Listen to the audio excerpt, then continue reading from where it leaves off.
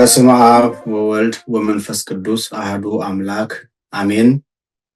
የተወደዳችሁ ኦርቶዶክሳውያን ክርስቲያኖች ወገኖቻችን እንደምን ዋላችሁ፣ እንደምን ሰነበታችሁ? እንኳን ለታላቁ ሊቅ ለቅዱስ ያሬድ ዓመታዊ በዓል በሰላም አደረሳችሁ እላለሁ። እንግዲህ ቅዱስ ያሬድ ለኢትዮጵያ ቤተክርስቲያንም ሆነ ለሀገራችን ለኢትዮጵያ ያበረከተውን አስተዋጽኦ ሁላችሁም ታውቁታላችሁ። እንግዲህ ቅዱስ ያሬድ በተለይ ለቤተክርስቲያናችን ከመሰረቷ እስከ ጉልላቷ ክርስቶስን እንድትመስል አገልግሎቷን አምልኮቷን ውብ አድርጎ የሰራልን ያዘጋጀልን ታላቅ ሊቅ ነው። ያ ቤተክርስቲያንን ከቅዱስ ያሬድ አገልግሎት ነጥሎ ማየት ፈጽሞ የማይታሰብ ነው እና ቀደም ሲል በነቢዩ በዳዊት እንደተነገረው ወሀብኮሙ ሲሳዮሙ ለሕዝበ ኢትዮጵያ፣ ለኢትዮጵያ ሕዝብ ምግባቸውን አዘጋጀህላቸው ተብሎ በተነገረው ትንቢት መሰረት እንግዲህ አምላካችን ቅዱስ ያሬድን አስነስቶልን ከብርሃናማው ዓለም ከዓለመ መላእክት ሰማያዊ ዜማ ቀርቶልን ቤተክርስቲያን በሰማያዊት ስርዓት እንድትቃኝ በሰማያዊ ስርዓት እንድትመራ ያደረገ በአስተምህሮም ደረጃ ስንመለከት ዘርፈ ብዙ አገልግሎት የሰጠ ታላቅ ሊቅ ነው። እንግዲህ ከሰጠው አገልግሎት አንዱ በነገረ ድህነት ውስጥ ያበረከተውን አስተምህሮ በተወሰነ መልኩ ከተናገራቸው ዝማሬዎች የተወሰኑትን በማየት ጥቂት እንማራለን። እንግዲህ ቅዱስ ያሬድ ያልተናገረበት ርዕሰ ጉዳይ የለም። የዚህን ዓለም ውጣ ውረድ ማጣቱንም ማግኘቱንም ድህነቱንም ባለጠግነቱንም ሐዘኑንም ደስታውንም ክብሩንም ውርደቱንም የዚህን ዓለም ከንቱነት በሚገባ የተናገረ እንደዚሁም ስለ ነገረ ሃይማኖት፣ ስለ ነገረ ቅዱሳን፣ ስለ ነገረ መላእክት፣ ስለ ነገረ ማርያም አምልቶ አስፍቶ በጦም ዜማ ቀምሮ ያስተማረ ታላቅ ሊቅ ነው። በዓለማችን ብዙ አንቱ የሚባሉ የሚደነቁ ሊቃውንት አሉ። በተለይ እንደነ ዮሐንስ አፈወርቅ የመሰሉ እንደነ ባስልዮስ የመሰሉ ታላላቅ አይናማ የሆኑ ሊቃውንት አሉ። ስለ ነገረ ስጋዌ የተነተኑ በጣም በርካታ ሊቃውንት አሉ። የቅዱስ ያሬድ ግን ከዚህ ይለያል። ሌሎቹ በአንድ ዘርፍ የሚጠሩ ናቸው። በዚህ በነገረ መለኮት ትንታኔ የሚጠቀሱ ናቸው። ቅዱስ ያሬድ ግን በአንድ ዘርፍ በአንድ ሙያ ብቻ የምንጠቅሰው ሊቅ አይደለም። የስነ መለኮት ተንታኝ ነው። ዘማሪ፣ አመስጋኝ፣ ባለዜማ ነው። ዜማውም የዚህ የላይ የታች ከንፈር ያለው የስጋ አንደበት እንዲህ ነው ብሎ ሊገልጠው ሊተረጉመው ሊናገረው የማይቻል እጅግ ምጡቅና ረቂቅ ሰማያዊ ዜማ ነው። እንደዚሁም ባለቅኔ ነው። ዜማውን ሲያዘጋጅ በነጠላ ትርጉም ሳይሆን በሰምና ወርቅ እየከሸነ በቅኔ ለበስ ድርሰቱ የሚታወቅ ታላቅ ሊቅ ነው። ስለዚህ ቅዱስ ያሬድ ሁለገብ ሊቅ በመሆኑ የቴዎሎጂ ምሁር ነው፣ የታሪክ ተመራማሪ ነው፣ የአንትሮፖሎጂ ሊቅ ነው፣ የሶሲዮሎጂ ሊቅ ነው እያል በተለይ በዚህ ዓለም ላይ ያሉ ማህበረሰባዊ ነክ የሆኑ ዕውቀቶችን ብንጠቅስ እዚያ ውስጥ ቅዱስ ያሬድን ሁሉ እናገኘዋለን እና እዛ ውስጥ አንገባም። እንግዲህ ዋናው ነገረ ድህነቱን በተመለከተ ጥቂት እንማራለን። ቅዱስ ያሬድ ድርሰቶቹ በሙሉ ማዕከል የሚያደርጉት ነገረ ድህነቱን ነው። ድጓውን ስንመለከት በአማካኝ በግምት ማለት እንደው በአማካኝ 60-70 በመቶ ነገረ ድህነቱ ላይ የሚያተኩር ነው። ዝማሬውን ብንመለከት፣ መዋሥዕቱን ብንመለከት፣ ጾመ ምዕራፉን ብንመለከት፣ ጾመ ድጓውም የዚሁ ከድጓው የወጣ ነው። እነዚህ ሁሉ እንግዲህ በነገረ ስጋዌው በነገረ ድህነቱ ላይ ማዕከል ተደርገው የተደረሱ የተዘጋጁ ናቸው። እንግዲህ በተለይ ነገረ ድህነቱን ስናነሳ ነገረ ድህነቱ ደግሞ ማዕከል የሚያደርገው የመስቀሉን ቤዛነት ነው። የመስቀሉ ቤዛነትና የነገረ ስጋዌው ነገር እነዚህ ሁለቱ የአንድ ሳንቲም ሁለት ገጽታዎች ናቸው። ቅዱስ ያሬድ እንግዲህ በተለይ በማዳን ስራው ላይ በስፋት የዘመረ ሊቅ ነው። ወበመስቀሉ ኮነ ሕይወትነ፣ በመስቀሉ ሕይወታችንን አገኘን፣ ደመረ ስጋነ ምስለ መለኮቱ፣ ስጋችንን ከመለኮቱ ጋር አዋህዶ ሕይወታችንን ሰጠን፣ ተሰቅለ ወልድ በስጋ ምድራዊት ከመይርዳ ዘተሃጉለ ኦሆ ይቤ ወመጻ ለብሰ ስጋነ ወተሰቅለ ዲበ ይእቲ ስጋ እንተ ማአዳም ነስአ። በመስቀሉ ሕይወታችንም ሆነ ስጋችን ከመለኮቱ ጋር አዋሃደ፣ የጠፋውን ያድን ይታደግ ዘንድ ይቤዥ ዘንድ ወልድ በዚች ምድራዊት ስጋ ተሰቀለ፣ ለመስቀል ሞትም እሻለ፣ ስጋችንን ለበሰ፣ ከአዳም በወሰዳት በዚህ ስጋ ደግሞ ተሰቅሎ አዳነን በማለት አምላካችን ጌታችን ኢየሱስ ክርስቶስ ድኩም በሆነ ስጋ አድሮ ደካማውን አዳምን ኃያል መለኮት ያደረገበትን ምስጢር ይነግረናል። እንደዚሁም የማይታመመው አምላክ መታመሙንና በሚታመም ስጋ የማይታመመው መለኮት ታሞ ህሙማንን እንደፈወሰ 5500 ዘመን ተዘግታ የነበረችን ገነትን ከፍቶ እንዳስገባን ሊቁ በድርሰቱ በኃይለ መስቀሉ አርሃ ወገነተ፣ በመስቀሉ ኃይል ገነትን ከፈተ፣ ወተሰቅለ ዲበ ዕፅ በእንጨት ላይ ተሰቅሎ ወየሐመ ስነ መለኮቱ በመለኮታዊ ባህሪው አልታመመም። በመስቀሉ ኃይል ገነትን የከፈተልን በስጋ ስጋን ተዋህዶ ነው እያለ እንግዲህ የመስቀሉን ቤዛነት በሚገባ ይናገራል።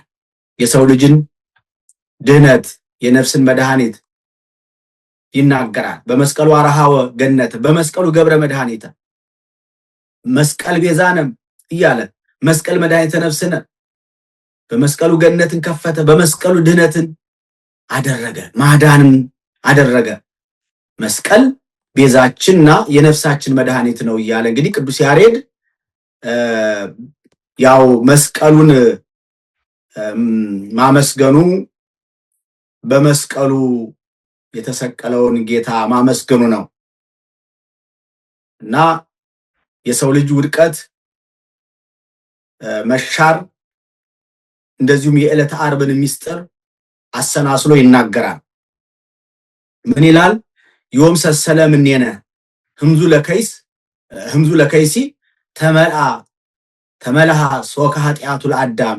ተመልከቱ።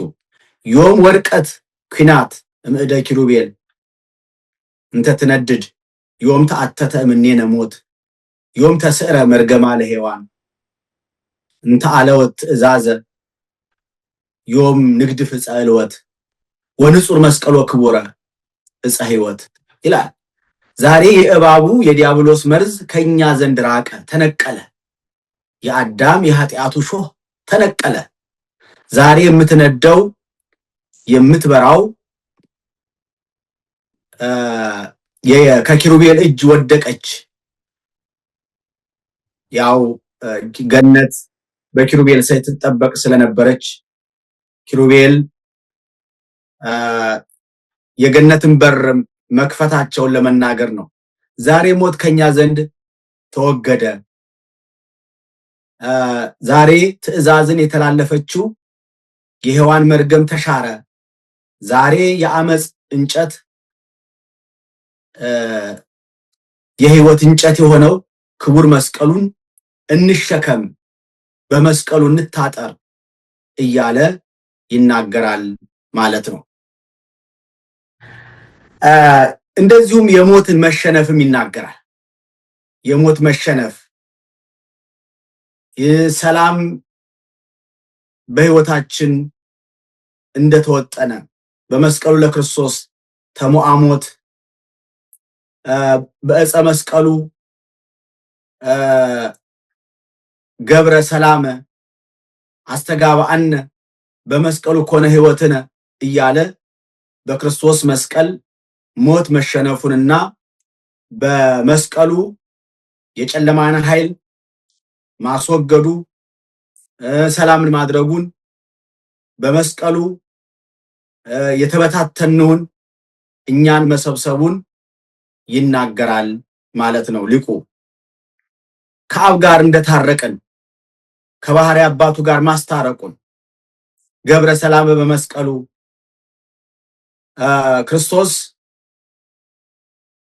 አቅረበና ሀብአብሁ ሰማያተ በኃይለ መስቀሉ ሰደደ አጋንንተ በመስቀሉ ወልድ አግዓዘነ እምተቀንዮ ለጸላኢ ይላል። እንግዲህ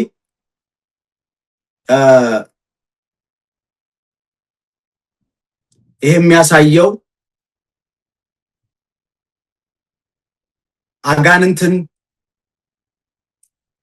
አጋንንት አስረውን የነበሩት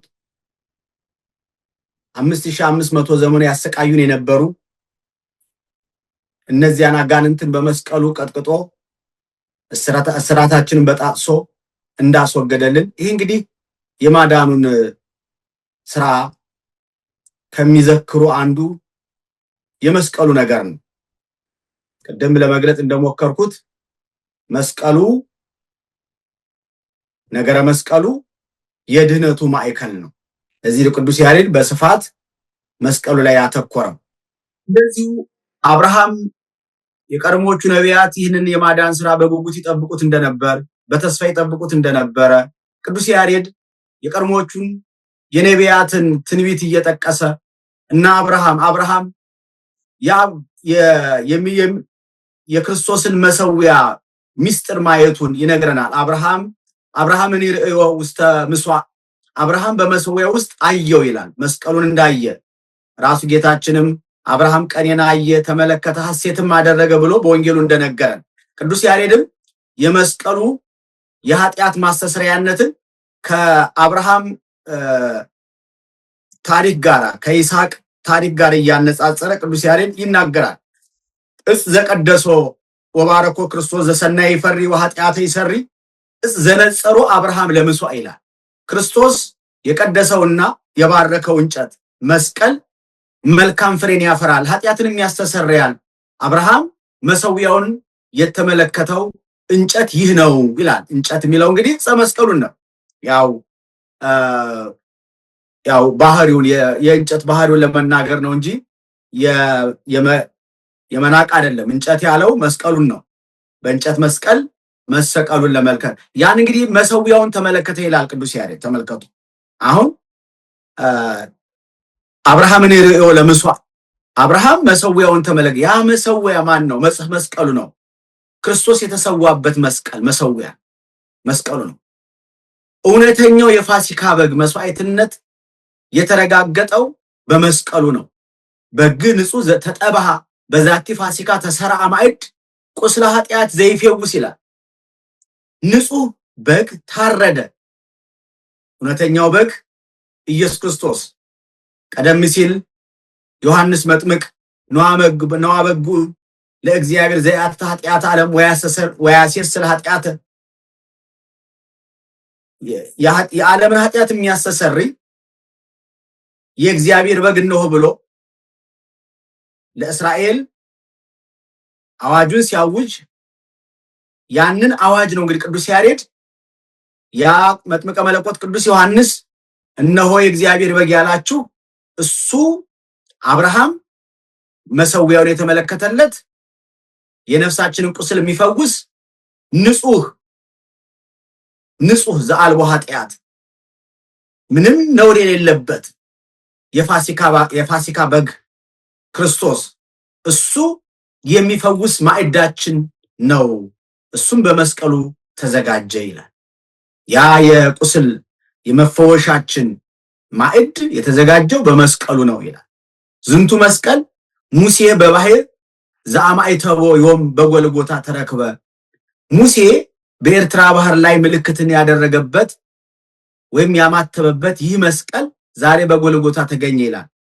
ሊቀ ነቢያት ሙሴ እስራኤል ዘሥጋ ከግብጽ ከባርነት ኖሮ ነፃ ወጥተው ወደ ተስፋይቱ ምድር ወደ ኢየሩሳሌም በሚጓዙበት ጊዜ የኤርትራ ባህርን እንዲከፍል በበትሩ ሲነግረው ሙሴ በትሩን ልክ አመሳቅሎ በመስቀለኛ አድርጎ አማትቦ በመስቀል አምሳል ነው ባህሩን የመተው ይላሉ ሊቃውንቱ። ያ የሙሴ በትር የክርስቶስ መስቀል ምሳሌ ነበረ።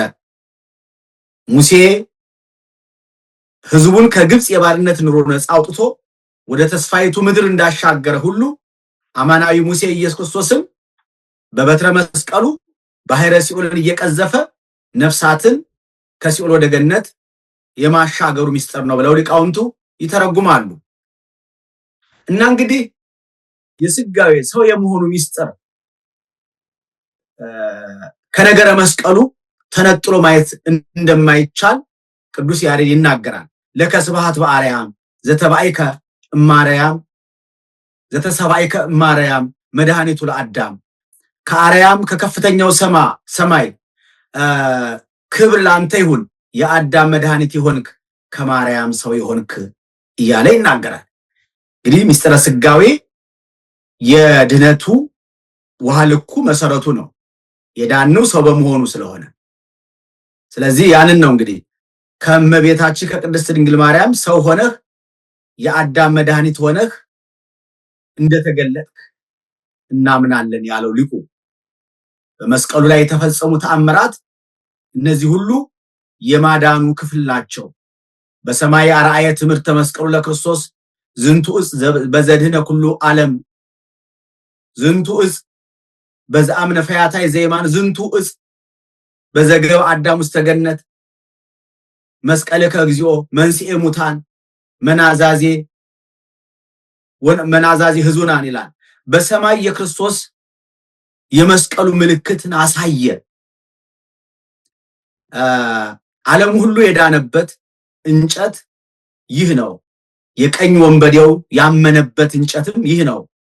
አዳም ወደ ገነት የተመለሰበት እንጨትም ይህ ነው። አቤቱ መስቀልህ ወይም መሰቀልህ ሙታንን የሚያስነሳ ሐዘንተኞችን የሚያጽናና የተጨነቁትን ሁሉ የሚያረጋጋ ነው ይላል። ወይ ቤሉ ለአቡነ አዳም ከመያስተሪ ምሕረቴ በላዕሌከ እትወለድም ወለተ ወለትከ ወድግ ውስተ መረብከ ወእከውን ሕፃነ በእንቲአከ ወእሬስየከ ክቡረ እመላእክት ሰማያውያን ወአአቢ ስመከ እምኔሆሙ እስመ ሀሎ ምክሬ ህቡአተ ውስተ ስጋከ። እንግዲህ በድጓው ላይ ያለ ቃል ነው። እስመ ለሌ በእዴ ለሐኩከ በአምሳለ ወልድየ ለርስተ መንግስቴ በብርሃነ ስብሐት የፈጠርኩከ ወበጽንዐ እዴ ወአነስአከ በትንሣኤ እምነ ሙታን እስመ በእንቲአከ ወበእንተ ለከማከ ወረርኩ ውስተ ሲኦል በስልጣነ አቡየ ዘበሰማያት ጸርሃ መልአከ ሞት ርእዮ ዘበላዕሌሁ ስነ መለኮቱ በከመ ጽሑፍ ዘይቤ ወሰበረ ኆኃተ ብርት በህዬ ፈትሐ ማእሰሪሁ ለሞት ከመ ዝንአምን ዘአልቦቱ እም በሰማያት ወአልቦቱ አብ በዲበ ምድር ዘበህላዊሁ ሰብ ወአምላክ ውእቱ ፍጹመ ኮነንዎ ዘእንበለ ኃጢአት ተረግዘ ገቦሁ ዘእንበለ ደዌ እስመ መለኮቱ የሐመ ነስአ እሎንተ እግዚእነ ኢየሱስ ክርስቶስ ምድራዊት ስጋ ለብሰ ማእሰሪሁ ለሞት እንዘይብል ሙቁሃን ንዑ ጻኡ እምዝየ ለእለ ውስተ ጽልመት ይቤሎሙ ርእዩ ብርሃነ ዘለፎ ለመልአከ ሞት እንዘይብል አይቴውቱ መዊኦትከ ሞት። ይህ እንግዲህ ረጅሙ የድጓ ዘትስብእት ላይ ተጽፎ የሚገኝ ቃል። ይህንን ተረጉመዋለን። አባታችን አዳምን እንዲህ አለው ነው ምሕረቴ በአንተ ይገለጽ ዘንድ ከልጅህ ከድንግል ማርያም እወለዳለሁ፣ በምድርህ ላይ እመላለሳለሁ። ወድቅ ውስተ መደብከ ያለውን ነው። በምድርህ ላይ እመላለሳለሁ፣ በጠባብ ደረት በአጭር ቁመት ተወስኜ በምድር ላይ እገለጣለሁ። በአንተ ምክንያት ሕፃን ሆናለሁ፣ ከሰማያውያንም መላእክትም ይልቅ የከበርክ ከፍ ከፍ ያልክ አደርግሃለሁ። ስምህንም ከነርሱ አስበልጣለሁ። ምክሬ ምስጢሬ በስጋ ውስጥ የተሸሸገ ነው፣ ወይም የተሰወረው ምስጢሬ ምክሬ በአንተ ዘንድ አለና እኔ ራሴ በእጆቼ በልጄ አምሳል ፈጥሬሃለሁና ንግበር ሰብአ በአርአያነ ወበአምሳልነ ያለውን ነው። ሰውን በመልካችን እንደ ምሳሌያችን እንፍጠር ያለው ይህንን ነው። ለመንግስቴ ርስት በክብሬም ብርሃን ፈጠርኩህ፣ በጽኑ እጄም በጸናች እጄም በትንሣኤም ከሙታን መካከል አስነሳሁህ። በአንተና በአንተ መሰሎች ምክንያት በሰማይ ባለው በአባቴ ስልጣን ወደ ሲኦል ወረድኩ። የሞትን መልአክ በእርሱ ላይ ያለውን ሁሉ የመለኮትን ግርማው ባየ ጊዜ ጮኸ፣ የናሱን በሮች ሰበረ።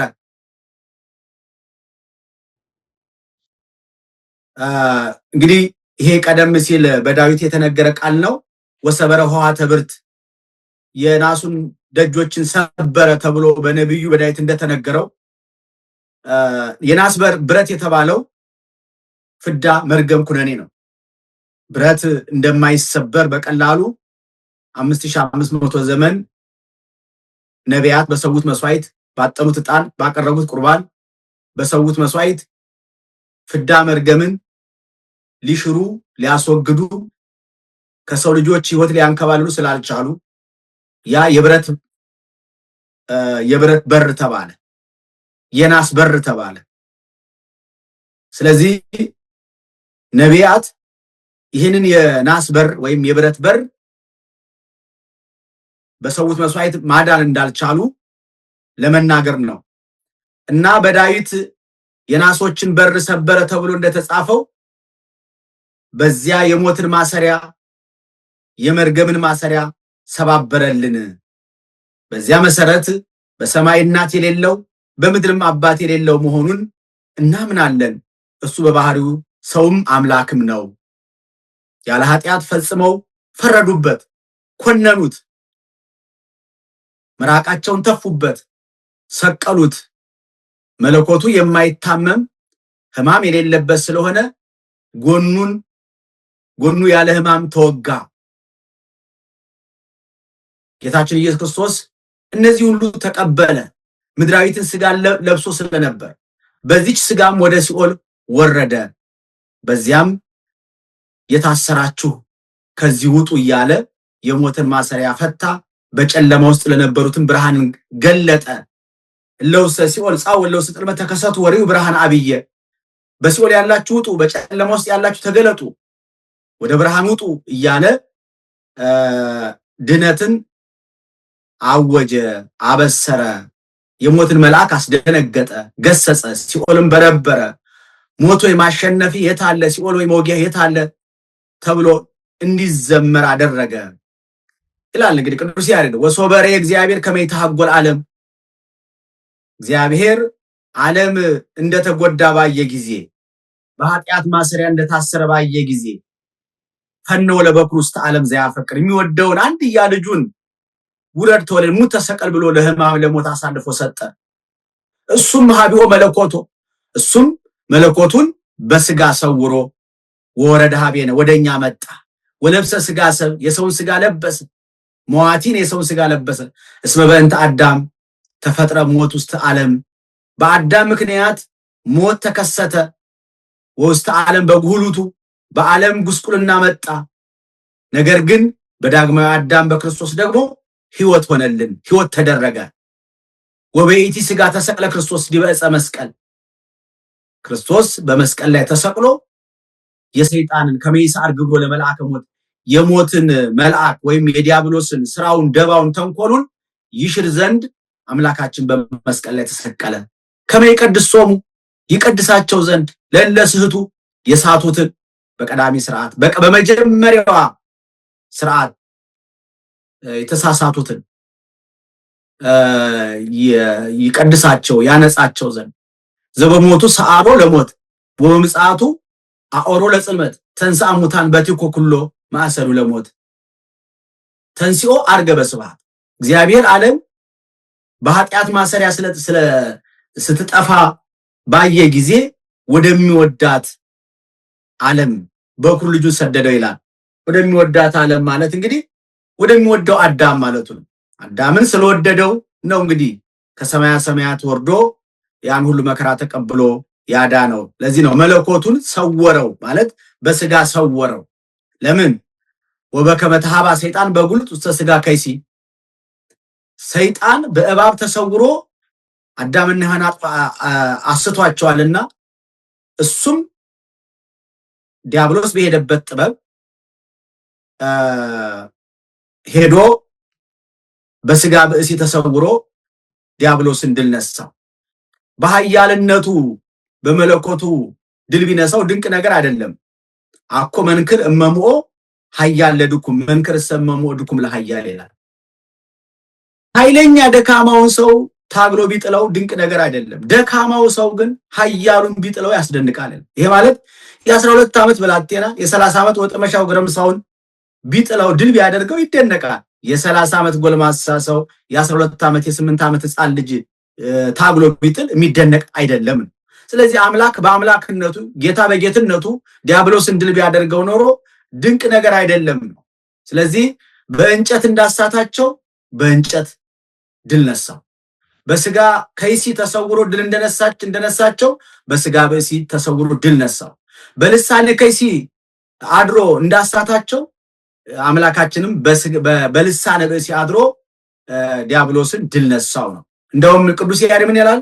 በዛት ከለ ተሰደ ወበዘ መከረ ተሐፍረ ይላል በዝማሬ ድርሰቱ ላይ። ባስተከለው መስቀል ተሰደደ በመከረው ምክር አፈረ ይላል። እንግዲህ አይሁድን መክሮ እንዲሰቅሉት ያደረገው እሱ ነው። ስለዚህ አይሁድን ገፋፍቶ ባስተከለው መስቀል ግን ተሰደደበት። ይኸው ዛሬ እንኳን በካህናት እጅ መስቀል ማየት ቀርቶ የነጠላችንን እንኳን ስናጣፋ መስቀለኛ ስናጣፋ ሰይጣን ይደነግጣል፣ ይሮጣል፣ ይሸሻል፣ ይበረግጋል። አባቶቻችን እንደውም የተመሳቀለ ጎዳና እንኳን ሳይቀር ይፈራል ይላሉ። ይሄ የሚያሳየው እንግዲህ በመስቀሉ ድል መነሳቱንና መቀጥቀጡን የሚያመለክት ነው። ስለዚህ ዲያብሎስ ድል የተነሳበትን የተቀጠቀጠበትን ያፈረበትን መስቀል ይፈራዋል ይሸሸዋል ማለት ነው። ለዚህ ነው እና እንግዲህ ቅዱስ ያሬድ ስለ ነገረ መስቀሉ በስፋት ሰው ስለመሆኑ በስፋት ተናግሯል። በተለይ ደግሞ ከነገረ ስጋዌው ጀምሮ ያልተናገረበት ምንም ቦታ የለም። በእውነት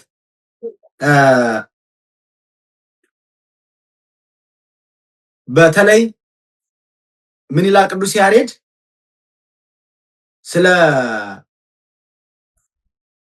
ስለ ማዳን ሲተርክ ወልዶ ንሰብክ መድህነ እነሆ መድህኑን እንሰብካለን አክሊለ ሰማዕት ወተስፋ መነኮሳት የመነኮሳት ተስፋቸው የሰማዕታት አክሊላቸው የካህናት ሿሚያቸው ክርስቶስ መድህኑን እንሰብካለን ይላል ቅዱስ ያሬድ። አኮኑ እግዚአብሔር ፈጠሮ ለአዳም እግዚአብሔር አዳምን የፈጠረው አይደለምን? ስለዚህ ፍጠረኝ ሳይለኝ ፈጥሬው እንዴት ለምህረት አልባ ለዲያብሎስ ደባ ለአጋንንት ድብደባ አሳልፌ እንዴት ተሰጠዋለሁ ብሎ ዘበእንቲአሁ ወረደ። ስለሱ ሲል ወረደ። እምሰማይ ዲበ ምድር ከሰማይ ወደ ምድር ወረደ። ወተሰገወም ቅድስት ድንግል ከምትሆን ከእመቤታችን ከስጋዋ ስጋ ከነፍሷ ነፍስ ነስቶ ሰው ሆነ። ወበይእቲ ስጋ ሐመ ወሞተ በዚያች በነሳው ስጋ ደግሞ ታመመ ሞተ። ወተንሥአ በሳልስት ዕለት መራሄ ሕይወትነ ክርስቶስ የሕይወታችን መሪ ፈዋሴ ዶያን ከደዌ የፈወሰን ከመርገም ከፍዳ ከኩነኔ ያዳነን እሱ ሞቶ ሞትን ድል አድርጎ በሞቱ ሞትን ገሎ በሶስተኛው ቀን ከሙታን ተለይቶ ተነሳ። ትዕምርተ ሰላምነ ወልደ እግዚአብሔር የሰላማችን ምልክት እሱም ወልደ እግዚአብሔር ነው ይላል ቅዱስ ያሬድ። ስለዚህ ቅዱስ ያሬድ ስለ ነገረ ትንሣኤውም በሚገባ ተናግሯል ማለት ነው እና ወልዶ መድኅነ ንሰብክ ቅድመ ዓለም በክብር በጌትነት የነበረ ዛሬም ያለ ወደፊትም ዓለምን አሳልፎ የሚኖር መድኃኒት ልጁን እንሰብካለን። እሱ የሰማዕታት ዘውድ ነው፣ የካህናት ሿሚ ነው፣ የመነኮሳት ተስፋ ነው እያለ እንግዲህ የሰማዕትነት ዋጋ የተገኘው ወይም ለሰማዕታት ዋጋቸውን የሰጠው ተሰቅሎ ነው፣ ሰው ሆኖ ነው። ለካህናት የአገልግሎታቸውን ዋጋ የሰጠው ተሰቅሎ ነው። ለመነኮሳት የምንኩስናቸውን ዋጋ የሰጠው ተሰቅሎ ነው። ስለዚህ ስቅለቱ ሰማዕታት ለተቀበሉት መከራ ዋጋ ማግኛ፣ መነኮሳት ከዘመድ ከወገን ተለይተው ጤዛ ለሰው ድንጋይ ተንተርሰው በጾም በጸሎት ተጠምደው በበረሃ ወድቀው መከራ ለተቀበሉት ዋጋ ማግኛቸው ነገረ መስቀሉ ነው እና የነገረ መስቀሉ የድህነት መሰረቱ ውሃ ልኩ የጻድቃን የሰማዕታት የመነኮሳት በአጠቃላይ በዚህ ዓለም በጎ ስራ ለመስራት ለሚጋደሉ ሁሉ አብነታቸው መሰረታቸው ተስፋቸው ነው ማለት ነው። እዚህ ነው እንግዲህ ንፌኑ ስብሐት ወናዕርግ ፍሬ ከናፈሪነ ለዘበእንቲአነ ዘሐመው ሞተ ወተንሥአ እነሆ የከናፈራችንን ፍሬ ወይም የከንፈራችን ፍሬ ለአንተ እናቀርባለን፣ ምስጋናን እናቀርባለን። ለዘበእንቲአነ ዘሐመው ሞተ ስለኛ ለሞተው ለታመመው ለአንተ ምስጋና እናቀርባለን። እስመ በንዝሐተ ደሙ ቤዛወክሙ በደሙ ፈሳሽነት ታደጋቸው። ምንድነው? ንፌኑ ስብሐት ወናዕርግ ፍሬ ከናፈሪነ ለዘበእንቲአነ ዘሐመው ሞተ ወተንሥአ እስመ በንዝሐተ ደሙ ቤዛወክሙ ይላል ቅዱስ ያሬድ። እንግዲህ መጽሐፍ ሚስጥር እንጂ ዘይቤ አይጠነቀቅም ይላሉ። ሩቅና ቅርብ አድርጎ የተናገረው ምን አለ?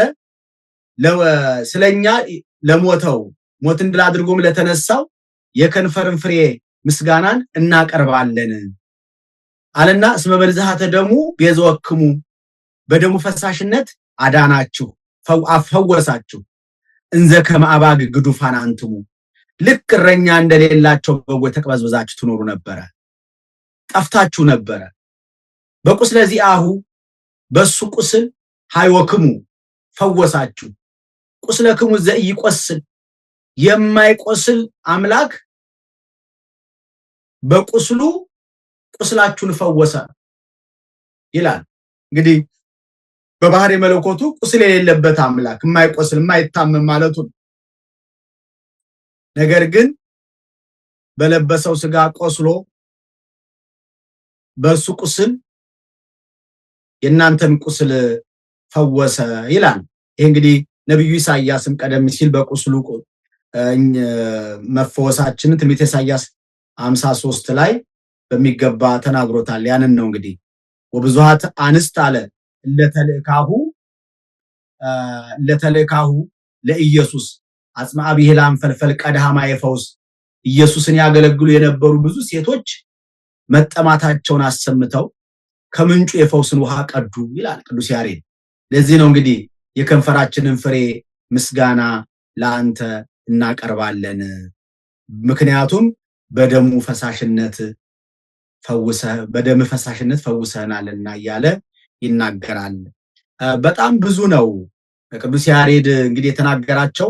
አንዳንዶቹን እንግዲህ በተለይ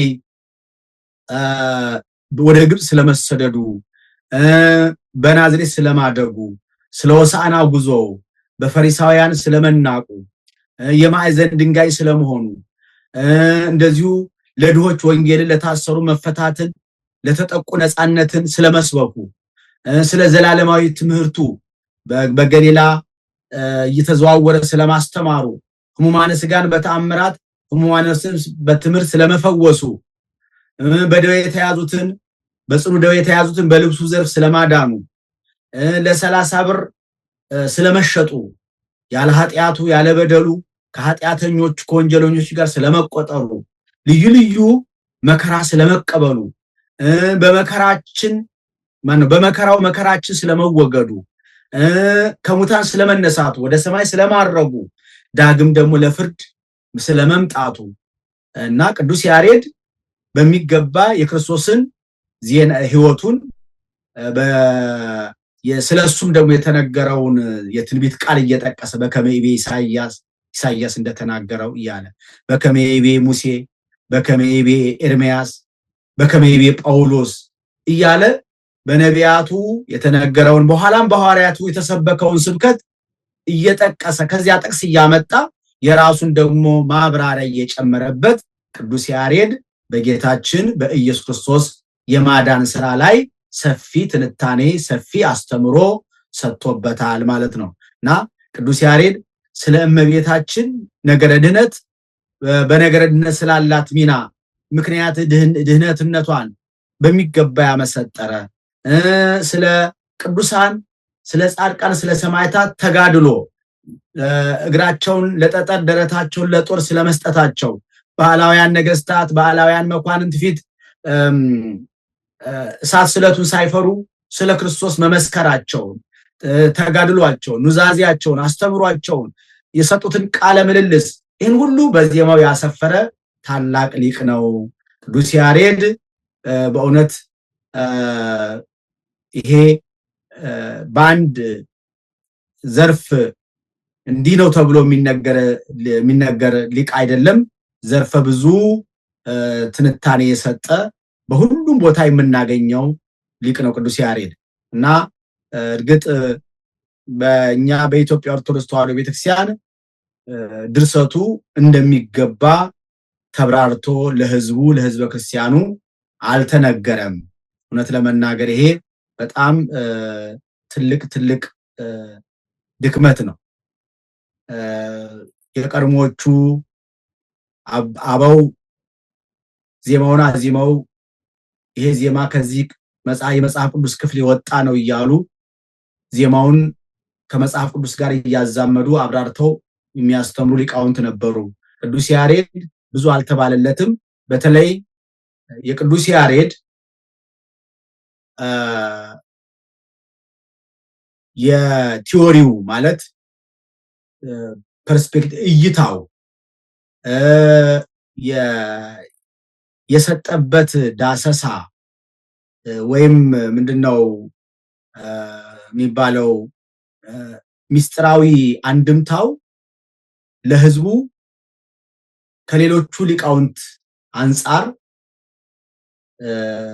ሲታይ አሁን ዮሐንስ አፈወርቅን የሌሎችም የነ ባስልዮስን የነ ቄርሎስን የሌሎችም ሊቃውንትን እንደ ሃይማኖት መመስከሪያ በማድረግ የቅዱስ ያሬድን ብዙ አልተጠቀምንበትም ማለት ይቻላል እንጂ ቅዱስ ያሬድ ከነዚህ ከጠቀስኳቸው ሊቃውንትም ሆኖ ካልጠቀስኳቸው ሊቃውንት የሚበልጥ እንጂ የሚያንስ ሊቅ አይደለምና ሊቃውንቱ በተለይ በዚህ ላይ ትኩረት ቢያደርጉ ብዙ ሚስጥር የሚታፈስበት ብዙ ህይወት አዘል መልእክት የያዘ ድርሰት የሰጠን ሊቅ ነው ማለት ነው። እንግዲህ ነገረ ድህነት እንደተባለው በጣም ሰፊና ጥልቅ ነው። ቅዱስ ያሬድ በተለይ በነገረ መስቀሉ ዙሪያ ራሱን የቻለ በዚህ በሰሙነ ሕማማት የሚባሉ ቀለሞችን ለብቻ በልዩ በሚያሳዝን በሚያስተክዝ ዜማ ደርሶ ስቅለትን ወይም ሰሙነ ሕማማትን ያለ ቅዱስ ያሬድ ዜማ እናሳልፍ ቢባል በጣም አስቸጋሪ ነው የሚሆነውና ዜማውን ራሱ ለስግደት ለተመስጦ ለእንባ ለትካዜ እንዲመች አድርጎ ነው ያዘጋጀው እና ቅዱስ ያሬድ በነገረ ድህነት ውስጥ ያለው የሰጠው አስተምሮ በቀላሉ የሚታለፍ አይደለም፣ ሰፊ ነው ለማለት ነው። እንግዲህ ለትንሽ ለመግቢያ ያህልችን ካልኩ በሚቀጥለው እንግዲህ ጉባኤ ሲኖር በሌሎችም በተለያየ ርዕሰ ጉዳይ የተናገራቸውን ኃይለ ቃላት እንመለከታለን። እግዚአብሔር አምላካችን ስላስተማረን ክብር ምስጋና ይግባው።